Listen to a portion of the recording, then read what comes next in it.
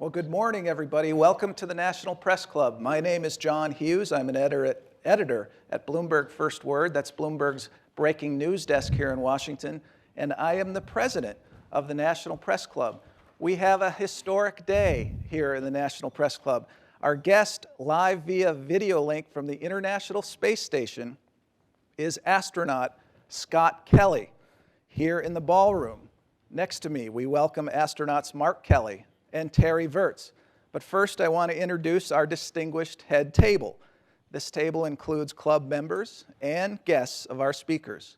From the audience's right, David Shepardson, Washington Bureau Chief for the Detroit News. Robert Kuntz, Deputy News Editor for Physical Sciences at the journal Science. Colonel Katie Coleman, a NASA astronaut. Frank Mooring, Jr., Senior Editor for Aviation Week and Space Technology. Jerry Zremski, Washington Bureau Chief for the Buffalo News, past President of the National Press Club, and current Chairman of the Speakers Committee. Danny Selnick, Senior Vice President for Business Wire's Public Policy Wire, and the Press Club member who organized this morning's breakfast. Thank you, Danny.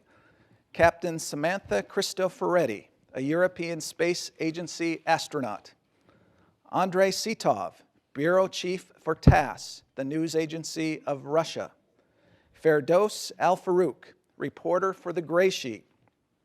Tom McMahon, Vice President of Advocacy and Public Affairs for the Association of Unmanned Vehicle Systems International and a National Press Club board member. Welcome to you all.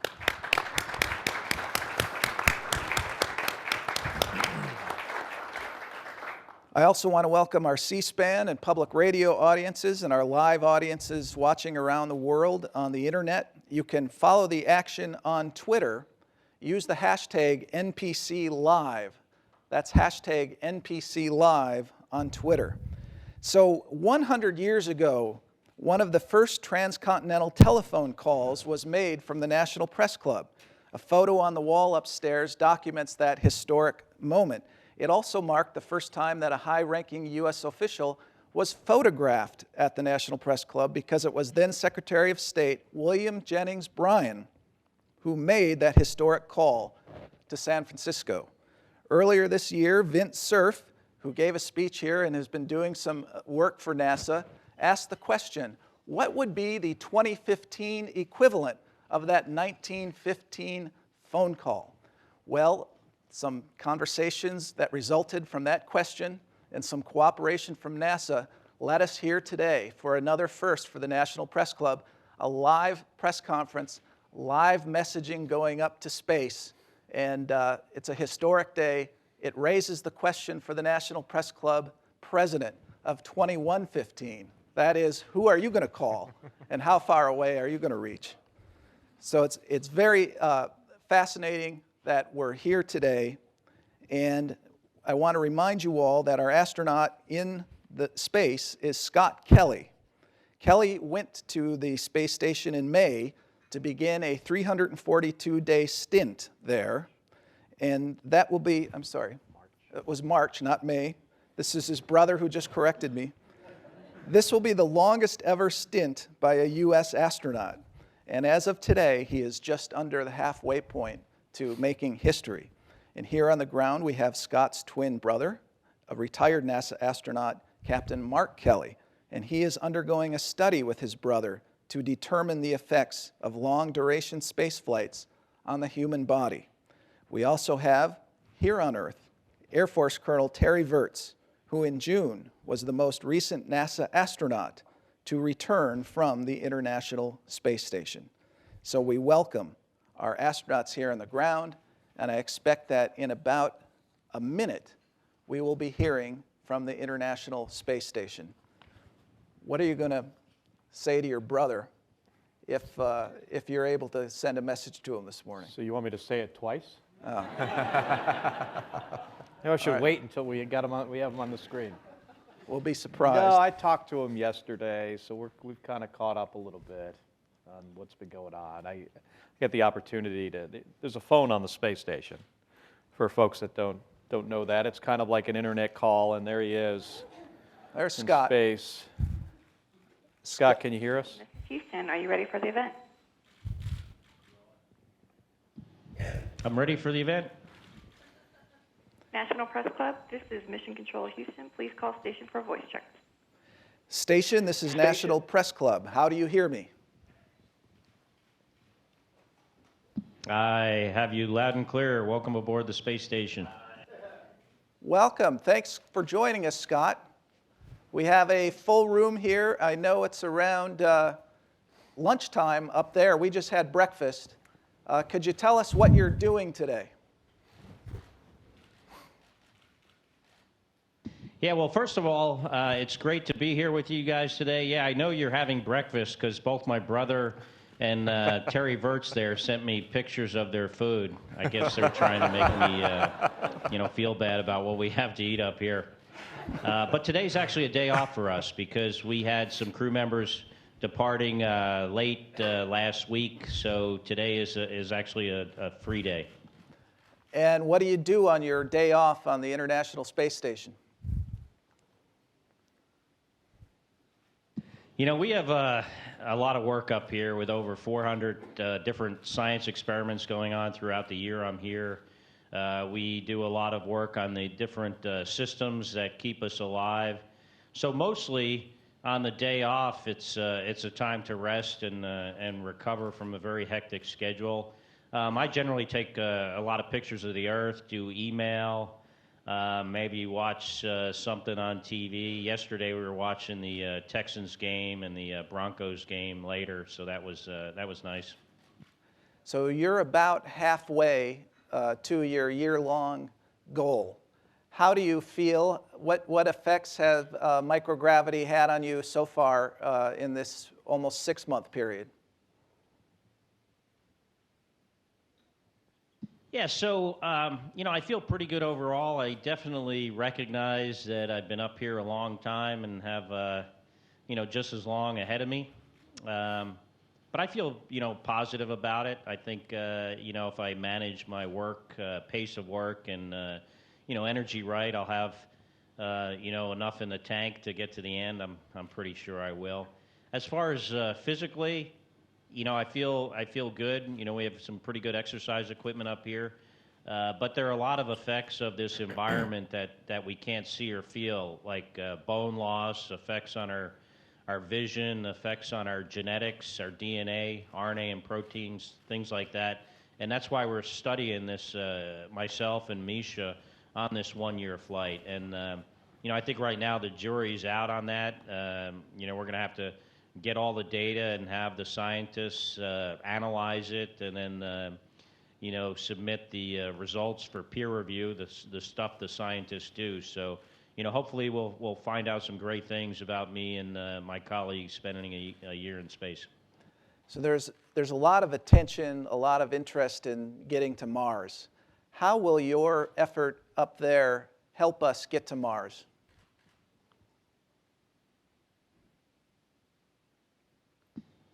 So a lot of the studies we're doing focuses on, particularly me and my Russian colleague, Mikhail Kornienko, longer duration spaceflight than we've done before. This is an incredible facility we have. The International Space Station has a lot of capability to collect data on us. We have an ultrasound. We have these devices that measure our vision. Next week, we're going to do a lot of this imaging and data collection in a Russian device that actually pulls the blood down towards our feet, this lower body negative pressure device. And, from these experiments, we'll hopefully find out if there are any cliffs out there. If our vision gets, significantly worse, maybe after, 9 months or a year. And even though the Russians have flown on board the Mir space station for a year or longer in a couple of cases, they didn't have the technology we have today to figure this out. The space station is also a great experiment in sustainable energy and life support equipment and understanding, how that works and how we can, maintain ourselves with these systems for longer periods of time. Both of those things are going to help us go to Mars someday and, hopefully in the not too distant future. as part of what's happening, you're undergoing a twin study along with your brother here on the ground. Explain how that is working. Do you have any results on the twin study so far? Anything you can share, or won't any of this be known until after your experience is done and you analyze all the data afterward? You know, I think most of it will be stuff that we learn afterwards. I have had some interaction with some of the investigators. You know, one thing that I found somewhat interesting, maybe not too unexpected, is our microbiome. You know, the stuff that's inside of us that's not us. You know, we have more cells of bacteria that we carry around with us that, you know, isn't part of our body, but they just live inside of us. And you know, one of the principal investigators told me that while I was up here that she found it interesting that my brothers and I microbiome are completely different. I guess that's not really that unexpected because we do live you know, separate lives, but it was kind of an interesting factoid, I guess. The goal, however, is that at the end of this, you'll be able to document, or NASA will be able to document as never before, the effects of microgravity on a human using a twin human to really get in at a detailed level.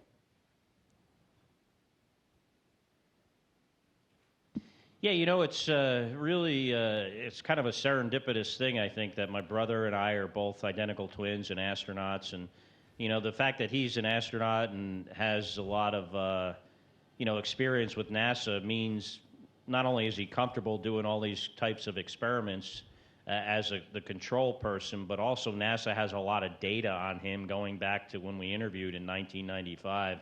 So they can look at that data and look at the, you know, the data they collect with him over this year and see what kind of deviations we have on a genetic level, which, you know, could be a result of this environment, the weightlessness of the environment, the radiation that we see.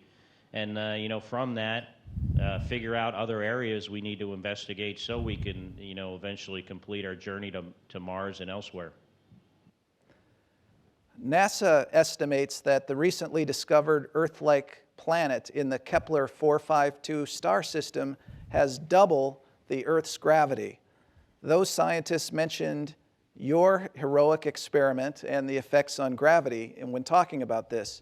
So as you anticipate the physical recovery needed to return to Earth's gravity from the weightlessness of the space station, how do you think humans could one day adapt to gravity stronger than Earth's?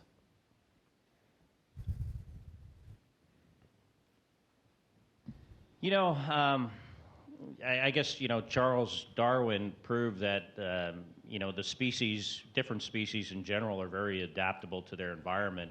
And you know, so I think over the long term, it wouldn't be an issue. You know, just like we've learned to live and work in a microgravity environment, I'm sure people would be able to live and work in a, you know, an environment that's twice the amount of gravity. Although I think, you know, to be comfortable with that in that situation, it'd probably take a little bit longer than to get comfortable up here, weighing twice as much. But you know, when we come back from the space station, we do feel like, you know, you weigh, you know, 500 pounds, you know, more than double your real weight. It's but it's something you adjust to very quickly, and I think you know, we as a species, you know, throughout evolution have shown that we're very adaptable. So how long has it taken you to get used to this environment of microgravity, and is it a constant process of adjustment, or is it something that you figure out and then it's just there? You know, that's a really good question, and you know, one I've never been asked before. You know, what is the process of adjusting?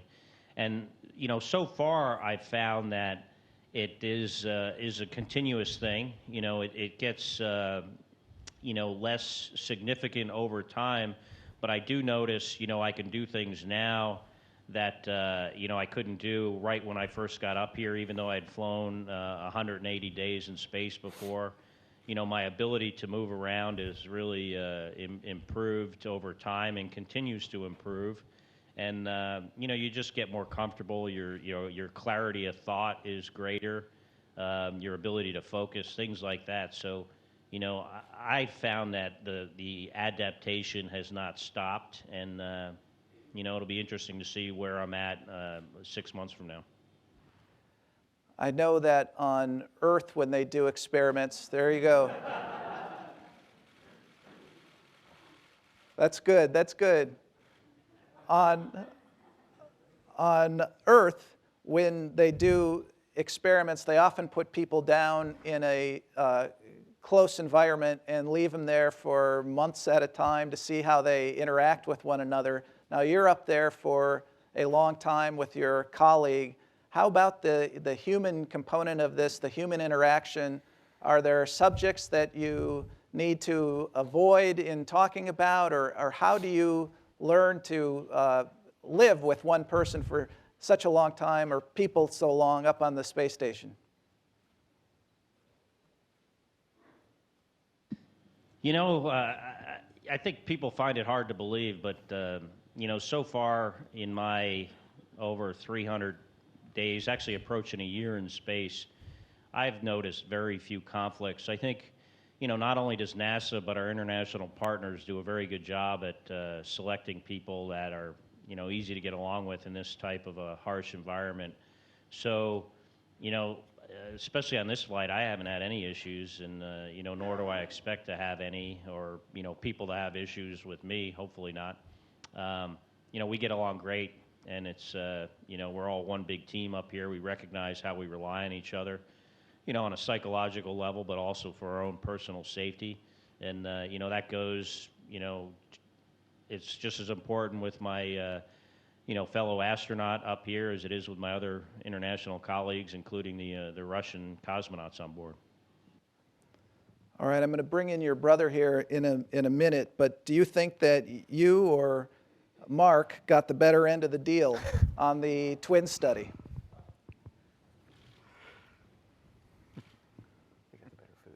Well, I think it depends, it's a privilege to fly on this flight, but, sometimes when he sends me pictures of his breakfast, I'm a little envious.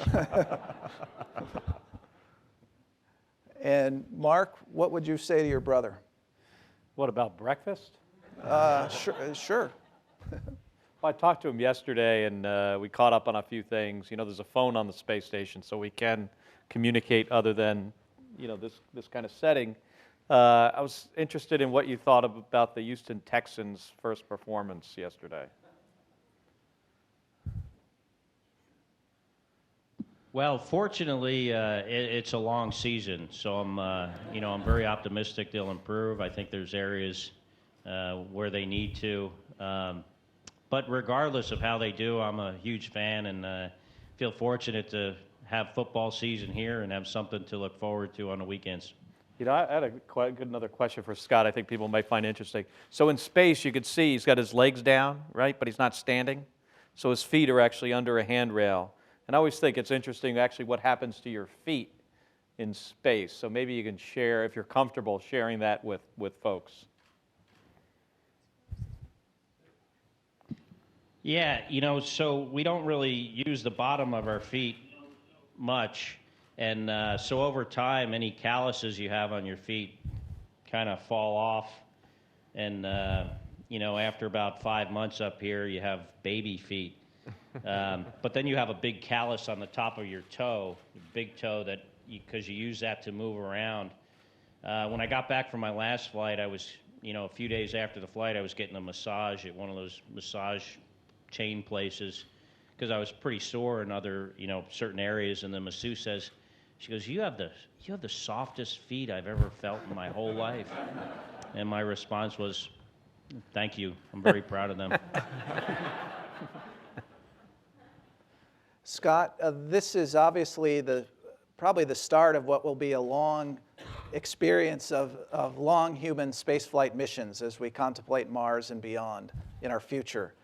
You've been up there about halfway now to your full year stint, but do you have any advice that you'd give to future astronauts who are going to be spending a long duration in space? Anything you've learned so far that you'd pass on to them? You know, I was fortunate that I had flown, you know, almost 6 months my previous flight, so I sort of knew what I was getting into. But, you know, despite that, I did have, you know, certain, you know, apprehensions having to go into something that was going to be more than twice as long. And so I intentionally, you know, thought about ways for me to get to the end of this with as much energy as I had in the beginning. And part of that is having a good balance between work and rest. And you know, I intentionally don't work at the same pace I did last time I was up here, where, you know, I felt like I could go, you know, at 100% speed, you know, for the full 6 months. I can't do that. So I consciously, you know, try to throttle myself back a little bit at certain times and have a really good balance between, you know, work and rest. And that's what I would encourage anyone who, you know, attempts to spend this amount of time in this type of environment, is you just have to pace yourself. So in the remaining time you have up there, as I said, you're about halfway. What are you most looking forward to in the next 6 months or so up there?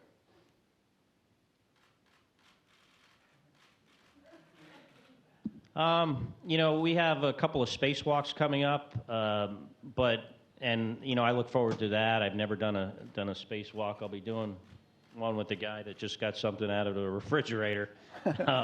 So we both look forward to that, and that'll be a challenge for the two of us.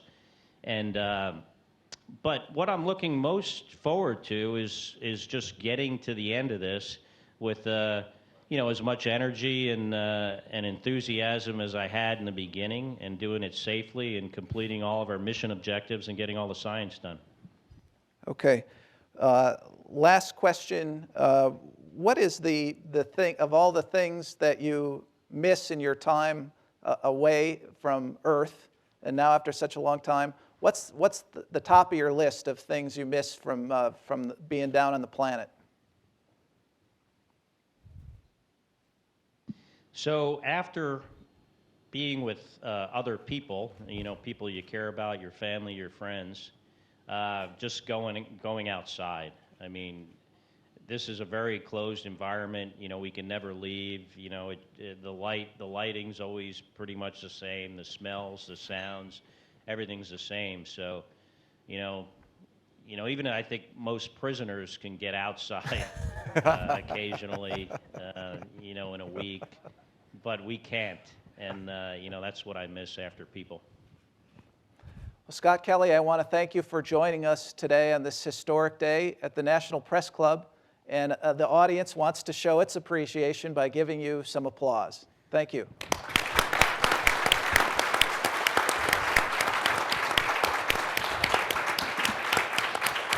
My pleasure.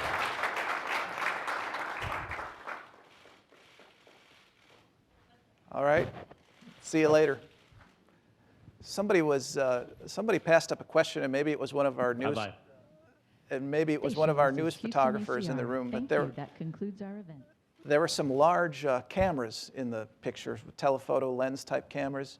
Are those to take pictures of Earth, or what are those used for? Yeah, those are for Earth. The lab where Scott was has a very large window. It's very high quality.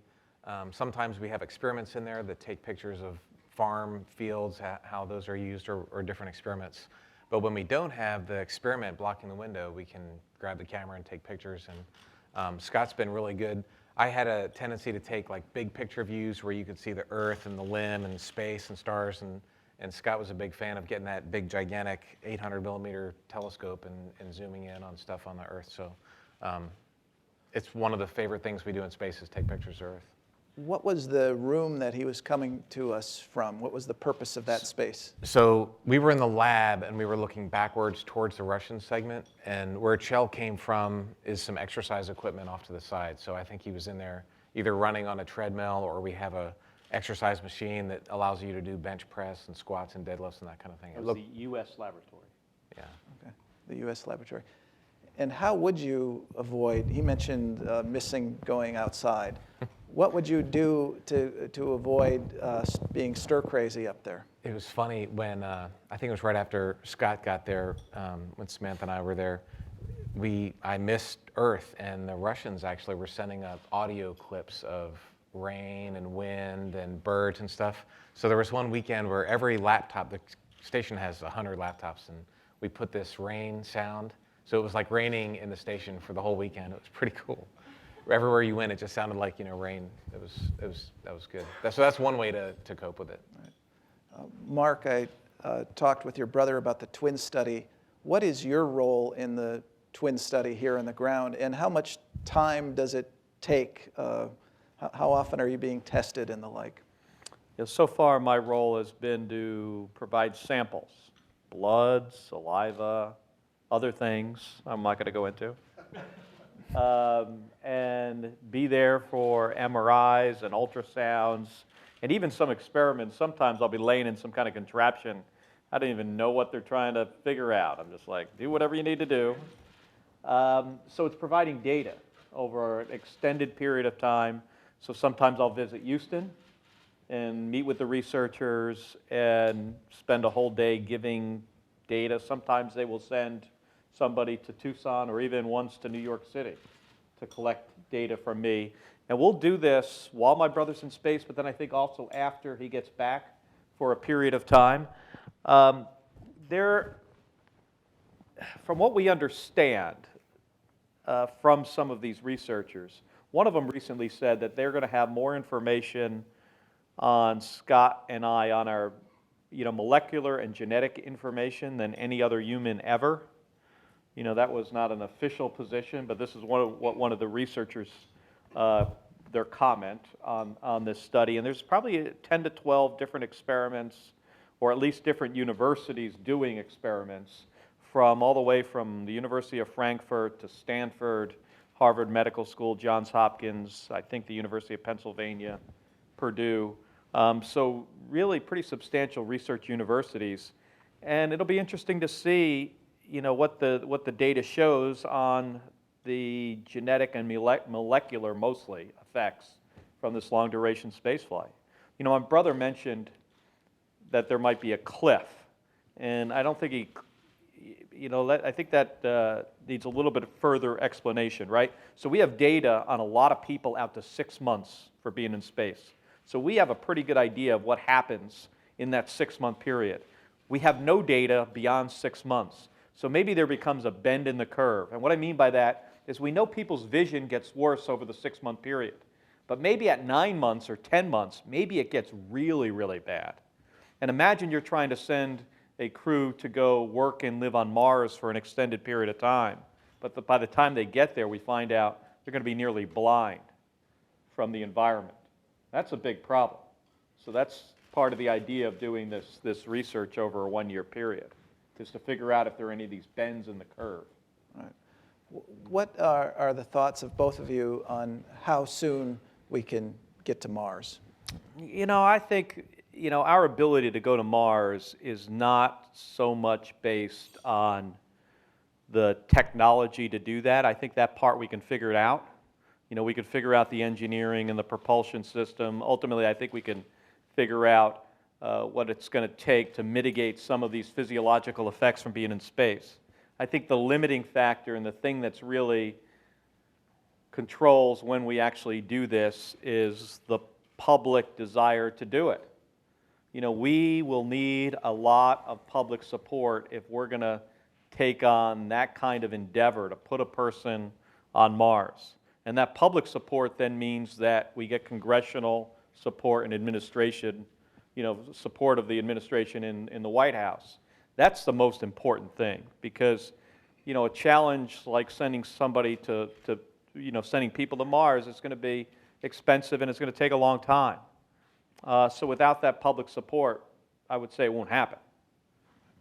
Now, both of you have spent time in the station and had that experience of adjusting back to Earth gravity. And Scott will have that in a more significant way, one imagines, because of the length of time that he'll be up there.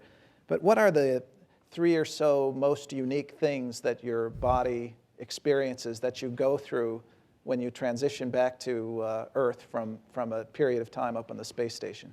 It's interesting. After my shuttle flight, which was relatively short duration, it was only 2 weeks, I really felt heavy. More than anything, I felt the sense of gravity was pretty significant.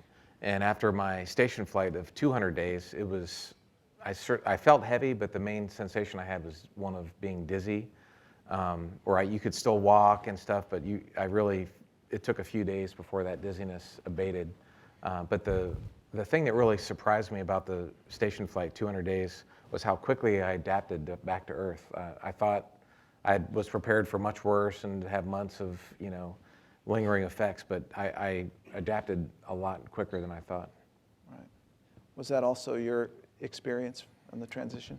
Well, I flew 4 flights, but they were all around 2 weeks or a little bit more, a little bit less. So I don't have that experience of being in space for a long period of time. But my observation has been that when you're flying a space shuttle mission, it is like a 2-week train wreck of trying to operate and get everything you need to complete in this very short period of time. So you have a lot of crew members working very fast. You don't have a lot of time to exercise. It's important to exercise in space. So on a space shuttle mission, I'll exercise like 2 or 3 times. Where you have space station crew members, even though they're in space for 6 months, they're doing a significant amount of exercise almost every single day. So I think that's what really helps. I think that's probably why you acclimated, pretty well after 200 days in space, and it probably didn't feel a lot different than being in space for just a couple of weeks. It's probably because of the amount of exercise and the amount of work you're doing, during that time in space. I think both of you would agree that the technology is imaginable on getting to Mars. What happens with our astronauts once they get there? How do we handle the making it so astronauts can live there? How difficult will that be? And do we have any idea how long they'd be able to stay before coming back, or would they just not come back? Are we going to see that in a movie here in about like a week or so? Yeah, you gotta wait to see the movie. You can read the book also. I think there's 2 ways to go to Mars, and this is a big question that needs to be answered. You can go the slow boat way, which is using a traditional chemical rocket, the kind of rockets we have now. And if you do that, it takes 6 to 9 months to get there, and then you have to wait for Earth and Mars to go all the way around the sun to catch up again before you can come home. So that you spend about 1.5 years on the surface, another 6 months to come home. It's a 3-year mission, which is a long time for your water systems to work and for your carbon dioxide removal to work, and it's a lot of food to pack. It's a big thing. The fast boat to Mars is to do what we call electric propulsion. It's using electricity. You pump out the propellant really fast out the back end, and the spaceship goes a lot faster. And you can get to Mars in a couple months, spend a few weeks or a month on the surface, and come back. The problem to do that is you need a nuclear reactor in space to put enough electricity. If you go the fast way, the problems of the human body in space are mitigated. Problems of packing a lot less water and food is mitigated, and your systems don't have to last for as long. So that's a decision that we're going to have to make, how to get there, either the fast way or the slow way. If we made the decision and if Congress got behind it, how far away are we from realistically achieving this, do you think? Well, the first human in space happened in 1961, and we were on the moon in 1969. So there's a historical context. Getting to Mars takes longer than getting to the moon, but it could be done in a decade or 2 maybe, but I think Mark said it, his answer was very well, but it's more a question of political science than it is rocket science. Right. Let me ask you about NASA in general, as someone who grew up with Apollo, right? And for me, Apollo 15 was the end all because I was 7 years old. I didn't remember Apollo 11, but I had the astronaut dolls, or whatever you want to call them, the little guys that I'd play with. NASA was a huge deal, right? And then in more recent years, there was some thought that NASA had come on harder times. We were relying on the Russians more, and NASA's glory days were over. But then we had the Pluto flyby. There was so much excitement created, and NASA seemed to be hip again. What is your view of where we are with our space agency here in the United States, and what do we need to do, if anything, to put it on the right future course? Well, I can talk about what we're doing now, and I'll let Mark finish, but there's a lot going on at NASA. I mean, the Pluto mission, obviously, Mars rovers. We have 3 rovers active, on Mars right now, and 1 in work. The Mars program is very robust. Of course, the human spaceflight program is very robust. Samantha and I just got back from a long flight, and Scott's up there now, and Chell. And so NASA is very involved in space exploration, all aspects of it, robotically and human. It has not gone away at all. We are flying with the Russians right now, and that was one of the highlights of my mission, was actually getting a chance to go work with Russian colleagues and launch on a Soyuz. That was a great experience. Soon we'll be flying on American vehicles again. So NASA is very busy. It hasn't ended in any way, shape, or form, and there's, I think, a very bright future. I think here in the United States, we have the best scientists and engineers in the world. And I think we can do anything we set our minds to. I mean, really anything. If we want to, especially, in space flight, it's challenging, but we have the resources to do these things. I think what we need to do is pick exciting missions that the public will be interested in, like the Pluto mission. I mean, being somebody who used to work at NASA and, fly in space, even I thought that was pretty neat to see Pluto up close for the first time, to see those images come back and start to learn more about something that is or isn't a planet. I don't know what it is today. So we've got to pick these exciting missions, and then we've got to allow NASA to do this. What often happens is you'll see, we'll be asked to do something, and then either sometimes NASA will cancel a program, or Congress will cancel it, or the White House will cancel it. And we've got to understand that these things, despite the ability of our scientists and engineers to do these things, they do take a long period of time. Often, from one administration in the White House to the next. So I think people just need to be patient. We need to give NASA the resources to do these hard things. But we have the people and the ability to accomplish exciting things in space. Terry, we heard Scott earlier say he was really looking forward to his spacewalk. And you completed 3 spacewalks during your mission, and this helped prepare the space station for the new Boeing and SpaceX commercial crew vehicles. And you also gave us some amazing GoPro imagery, and it made us feel like we were there too. But can you tell us what it was like to be out on these spacewalks and doing this sort of work? Yeah, it was definitely a unique, I've had a chance to do a lot of stuff in life. That was definitely unique. Going outside for the first time. In the pool, we practiced doing spacewalks in this weightless pool, and you go out of the airlock, and there's a module, and you can kind of, it's about from there to there. I reach over and grab, and then move on to where I'm doing my work. And on my very first spacewalk, I went to do that. I went, nope, I'm not going to do that. And so I kind of stayed on the side of the space station and didn't take the shortcut. But it is an amazing experience to look back and see the Earth. I'd felt like maybe a minute or two to do that during all my 3 spacewalks, because they were so busy. There's so many tasks that had to happen. So I never really felt like I had any free time while I was out there. It was more, work. It was more like a shuttle flight than it was a station flight. Right. Mark, with the International Space Station, it's almost like we're so used to it, we're almost taking it for granted. But what can be done to improve the scientific output of the space station and the impact it has?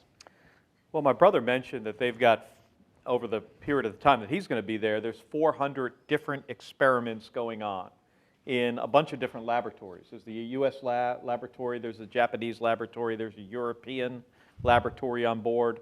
The Russians do, science in the Russian segment. So it's an incredible, facility. There's a lot going on. To expand the output of the space station, you just need more people. Space station was first launched in 1998, so 17 years now.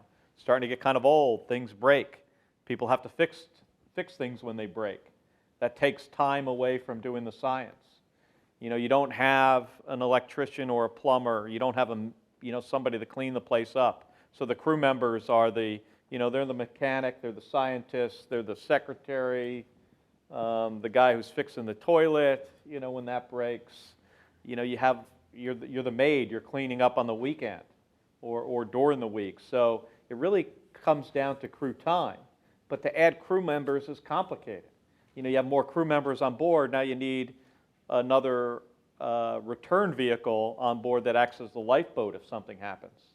It also needs those extra people, you need to be able to support them, not only with food and water, but oxygen, air to breathe and carbon dioxide out of the atmosphere.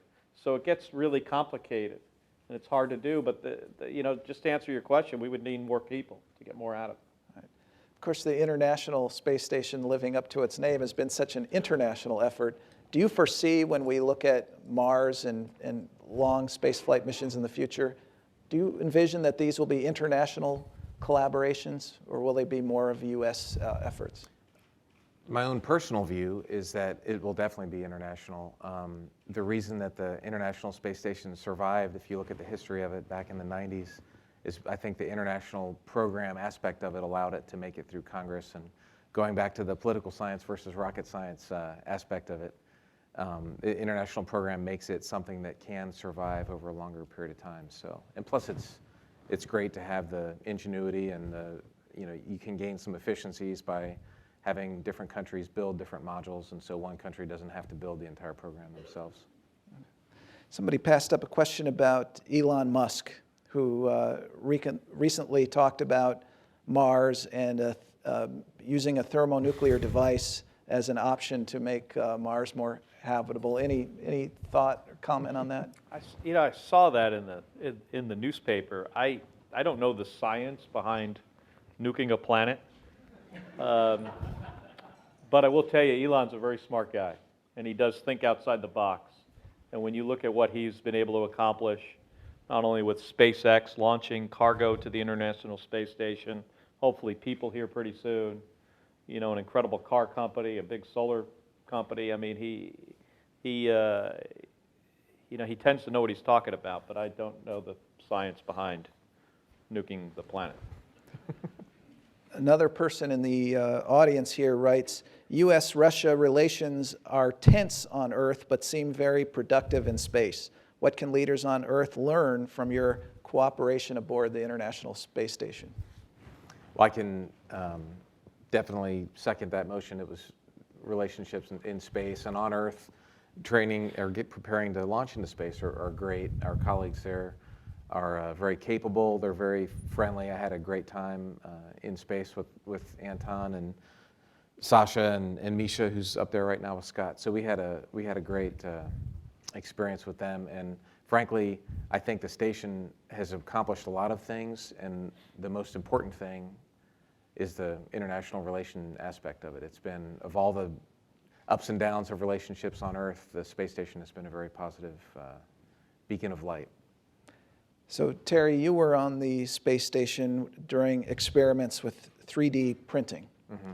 Please describe the benefits of this technology for deep space missions in the future and for the space station now, if there are any. Were there any parts produced during the test run that were actually used, and any lessons learned that can improve on the technology in the near term? I should let Samantha answer. This was her baby in space, but yes, the 3D printing is a great concept in that you can imagine going to Mars, your closet is going to be full, and you're limited to one bag only, and so you can't bring all the tools that you need. And if you could potentially print out parts or tools, for example, that could really save on the amount of mass that you have to launch.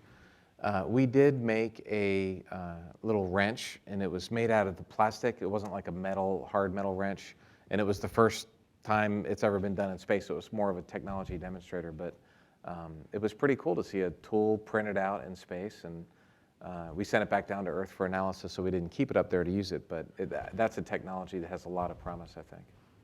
Okay, Mark, what's the lasting impression that space has given you when you think of your time up there, what is the thing that strikes you the most later on? Well, I think, what became very obvious to me in 2001 during my first space mission was that we live on an island in a really unforgiving environment. You look back at the Earth from a distance, and you have very, few people on board the space shuttle and space station. And we've got 7.5 billion people on this round ball just floating there in the blackness of space. We really have no place else to go.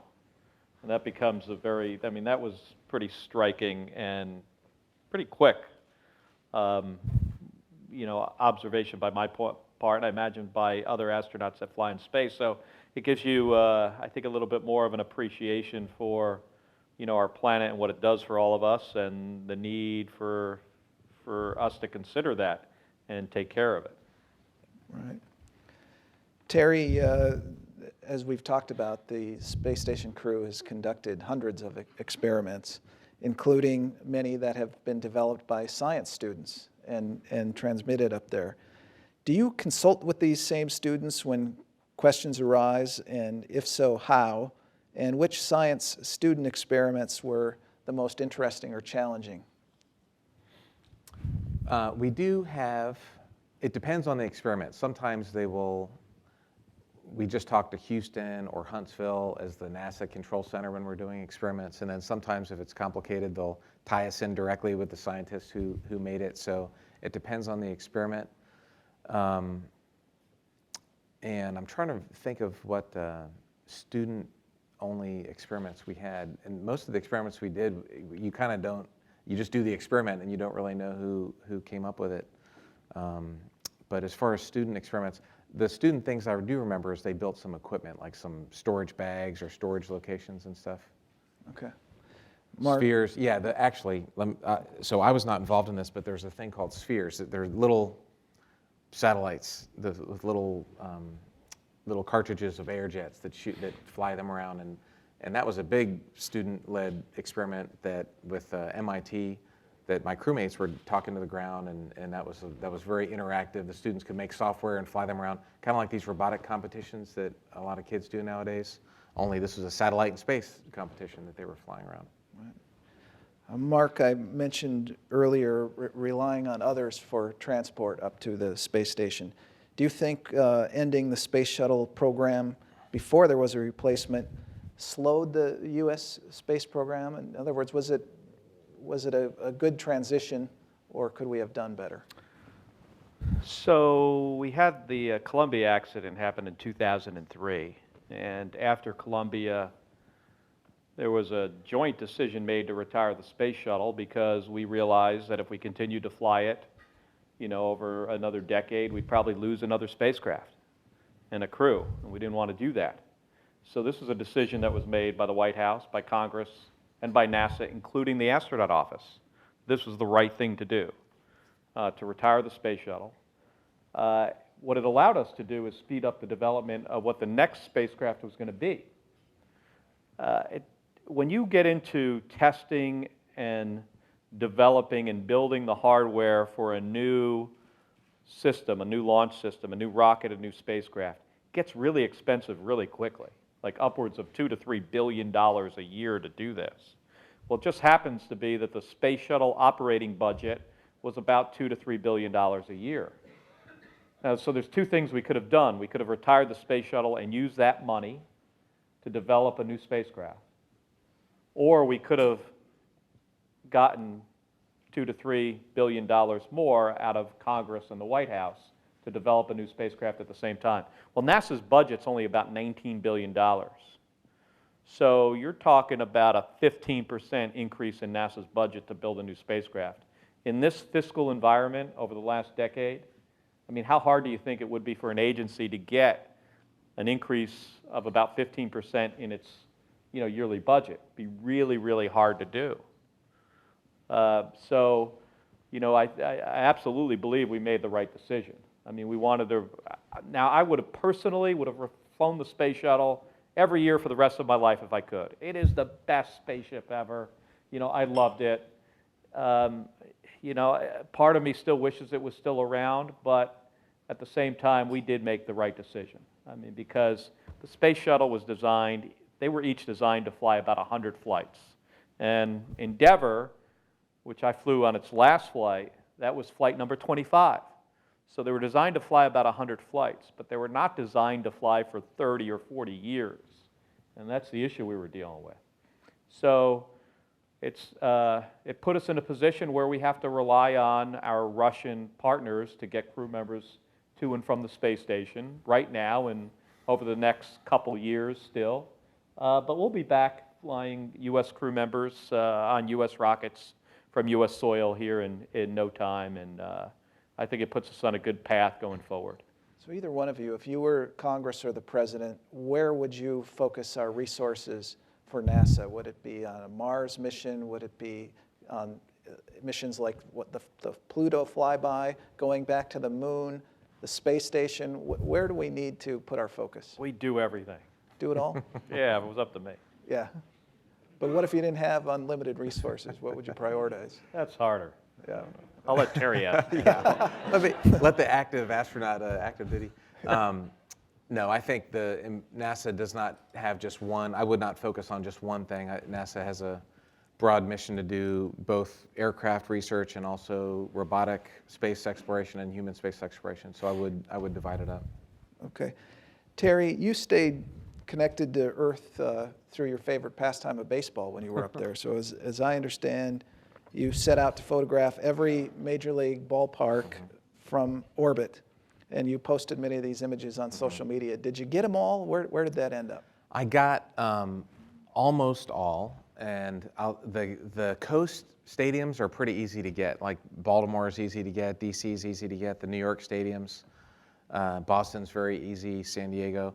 It's when you get to the middle of the country it gets tough because there's nothing obvious around Kansas City. It's hundreds of miles of flat or St. Louis or Cincinnati. So the ones on the corners were very easy to get, and the ones in the middle were a little bit tougher to get. But I think I did get them all. I still need to go through some files and double check some of the ones in the center of the country because I didn't have time. Pittsburgh was always tough to get with all those hills and stuff in western Pennsylvania. I think my brother's working on getting all the football stadiums now. Yeah. Because of what you did. Right. Maybe that's where you got that idea. Okay, before I ask the final question, I have some housekeeping. I want to remind people in the room that our astronauts will be available down the hall for stand-up interviews immediately after this program concludes. I also want to remind you that the National Press Club is the world's leading professional organization for journalists. We fight for a free press worldwide. And for more information about the club, visit our website, press.org. And to donate to our nonprofit Journalism Institute, visit press.org/institute. I'd also like to remind you about some upcoming programs. This Wednesday, September 16th at 1:30 p.m., Archbishop Thomas Wensky of Miami, Bishop Oscar Cantu of Las Cruces, New Mexico, and Dr. Carolyn Wu, CEO of Catholic Relief Services, will discuss Pope Francis's upcoming visit to Washington, D.C. On Monday, September 21st, Big 12 Commissioner Bob Boulsby will discuss college athletics, and Jane Chu, Chair of the National Endowment for the Arts, will discuss new initiatives at a breakfast on September 28th. I'd now like to present our in-room guests with the National Press Club mug, much cherished. You can't easily find it on the space station either. It's very valuable, and we'll have to figure out a way to get it to your brother, right? Get an extra one. I could take care of that. So, It's not very useful in space, though. so we mentioned, the Mars movie that'll be coming out, right? And so much fascination in literature, movies, television with space. I myself, of course, Star Trek junkie, grew up that way. How about you guys? Could each of you tell me what kind of science fiction you enjoy, if any, and what you think about the movies and the science fiction that you see out there, either in books or on TV or in the movies, starting with you, Terry? Yeah, I've always enjoyed it. When I was a kid, of course, Star Wars was the big thing, and I love that. And I remember reading Arthur Clarke as a teenager, and that was, he wrote some great stuff, really cool. Watching 2001, there's a space station in Earth orbit, and it's a lot of, I watched that when I was in space, and I thought a lot of the stuff came true, 50 years later. Just watched Interstellar, too, while I was in space. And a lot of that stuff is not what's going on board the space station. There's no wormholes or anything like that, but that's a movie you got to watch a couple times to figure out what's happening. So does Hollywood get it wrong most of the time, or? Hollywood, of course, they have to make it exciting. Gravity. Scott brought up this big projector with him, and so we watched Gravity one night. We put a projector up right where you guys were watching him, and watched the disaster movie Gravity. It was fun, and the mechanics of where everything was and what it looked like and was very real. They got that done. And of course, we don't have giant explosions and fireballs and this Soyuz exploding for us. So they have to make that to make the movie interesting. But if it was just, astronauts doing science experiments, it probably wouldn't gross very much at the box office. Mark, how about you? I just started reading this book this science fiction book called Seven Eves, about using the space station to save humanity after something really bad happens on Earth. So it's pretty interesting to see how, either an author or Hollywood, uses existing space technology, in their movies. And when I was younger, these guys, age down here, these the brothers and sisters down here, I used to read a lot of Robert Heinlein, Isaac Asimov, those kind of books, and it made me think about what it would be like to be in space one day, and I think that's important. It gives people ambition, and they can picture themselves in a different place in a different time. The good thing, Mark, with all the genetic data they have on you and your brother, if that apocalypse comes, we'll be able to clone you guys. There'll be millions of Kelly brothers. What about the young people? I mentioned as a youngster, and you as a youngster, we were so fascinated with the space program, and I'm sure that continues. Young people who want to go to space someday, get on that career track, what would you two suggest that they do? People, I know, Mark, and we get asked this question all the time, what do I need to do to be an astronaut? And I think the real answer is do what you're passionate about. Everybody has gifts, everybody's been blessed with different abilities and skills, and what you are created to do, go do that and do it well. There's not one path to being an astronaut. There's lots of different engineers and scientists, and Mark and I are both previous pilots in our former lives, and there's medical doctors. Chell in space right now with Scott as a medical doctor. So there's lots of different ways to be an astronaut, and we need people with lots of different skills. I think the key is to do what you're passionate about, and like I said, where your gifts are. But we're also on the cusp of this big sea change with access to space for people. I think there's a very high probability that, the young people in here today, sometime in their lives, even if they're not a professional astronaut, will have the opportunity to go into space. You see companies like, Virgin Galactic and others that are, starting on this road to space tourism. Right. And it's exciting, and we're going to see a lot more. Right now there's probably about 550 people that have ever been in space, and I think that number is going to grow substantially over the next decades. You think there's more excitement now about prospects in space than there were at any time? Well, and I think one of the reasons is that people are starting to think that, hey, this could directly affect them. Maybe they're going to be the person in space, and I think that's true. Maybe in some of our lifetimes, instead of taking a flight from, New York to London, that's going to, that typically takes about 6.5, 7 hours, maybe some of us will someday be taking that flight in how fast we could do it in the space shuttle, which is about 40 minutes. There is no reason why that is not possible in the coming decades. So I think people are starting to think about this differently. How about a round of applause for our guests?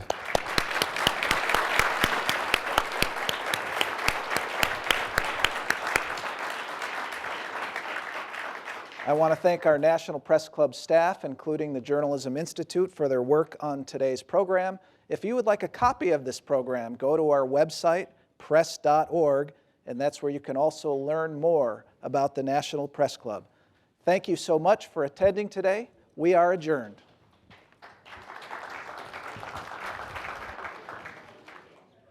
Thank you, gentlemen.